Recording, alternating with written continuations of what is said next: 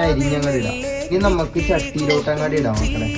ഇതെല്ലാം കൂടി നല്ല അടിപൊളിയായിട്ട് അങ്ങോട്ട് തിരിഞ്ഞ് അങ്ങോട്ട് കൂട്ടാം. ആവശ്യത്തിന് ഉപ്പും കൂടി ഇടാം. എന്നിട്ട് നല്ല പോലെ അങ്ങോട്ട് തിരുമാം. കണ്ണീന്നൊക്കെ വെള്ളം വരുവോട്ട് ആസ്വദിച്ച് പിടിച്ചിരുന്ന് അങ്ങോട്ട് തിരിഞ്ഞിക്കോളും. വിചാരിച്ചിട്ടുണ്ടാവും കൊടുഞ്ചേട്ടൻ കരയണമെന്ന്. കരുന്നതല്ല, എന്നെ കരയിച്ചതാ. നമുക്ക് അടപ്പിലോട്ട് അങ്ങനെ വെച്ചു കൊടുക്കാം. നാടൻ വെളിച്ചെണ്ണ നല്ല പോലെ വാട്ടിയെടുക്കാം. രണ്ട് കറിവേപ്പിലയും കൂടി ഇട്ടാൽ സൂപ്പറാണ്. കറിവേപ്പില ഇല്ലാത്ത നല്ല അടിപൊളിയായിട്ട് വാടി അങ്ങോട്ട് സെറ്റ് ആയിരുന്നു മക്കളെ. നമ്മൾ മീൻ ഇങ്ങനെ കഷ്ണമാക്കി ഇട്ട് കൊടുക്കാം മക്കളെ.